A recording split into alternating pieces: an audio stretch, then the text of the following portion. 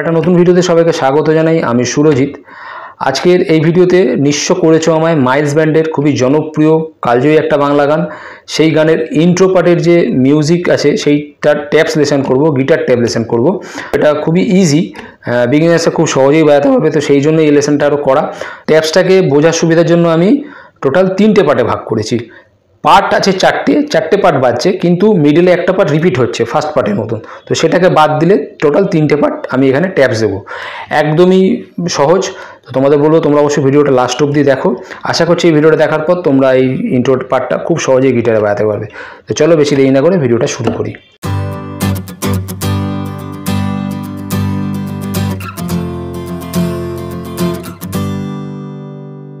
এই গানটার আমি একটা ফুল গিটার কর্ড লেসন দিয়ে রেখেছি। যারা দেখতে ইচ্ছুক বা যারা এখনও দেখোনি তারা অবশ্যই দেখো, চেক করো আমার প্লেলিস্ট বা আমার চ্যানেলের ভেতরে গিয়ে তোমরা দেখতে পাবে। তো ফার্স্টে দেখবো ফার্স্ট পার্টটা কীরকম বাজছে।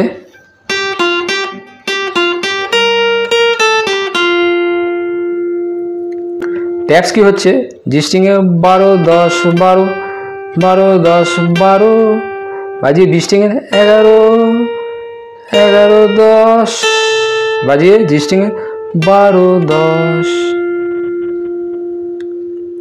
একদম আস্তে করে দেখি।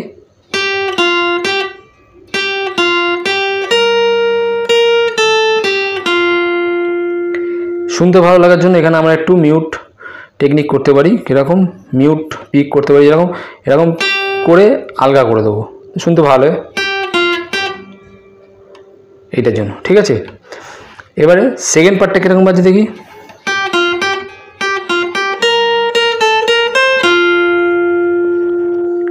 ট্যাপস কি হচ্ছে, জি স্ট্রিংয়ে 12 10 12 12 10 12 বাজিয়ে বি স্ট্রিংয়ে 11 11 10 11 13 বাজিয়ে জি স্ট্রিংয়ে 10। একদম আস্তে করে রাখবা দেখে।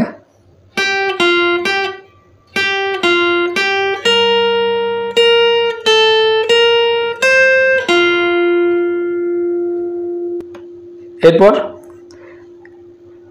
ফার্স্ট পার্টটা আবার রিপিট হচ্ছে। লাস্ট পার্টটা কিরকম বাজছে, ট্যাপস কি হচ্ছে, জি স্ট্রিংয়ের 12 বি স্ট্রিংয়ের 11 10 বাজিয়ে জি স্ট্রিংয়ের 10 12, তারপর আবার বি স্ট্রিংয়ের 10, তারপরে ডি স্ট্রিংয়ের 12, তারপরে একসাথেই জি স্ট্রিংয়ের 12। আর একবার দেখি।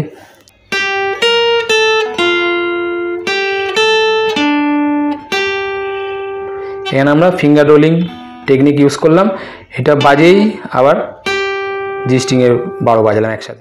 এবার পুরো 4টে পার্ট একসাথে বাজিয়ে দেখাচ্ছি কেরম বাজে।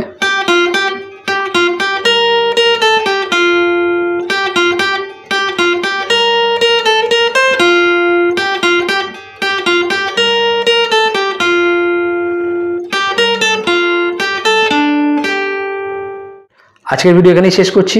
আবার পরের ভিডিও দেখা হচ্ছে নতুন লেসন নিয়ে। সবাই ভালো থেকো, সুস্থ থেকো, আর অবশ্যই প্র্যাকটিস করতে থাকো। টাটা।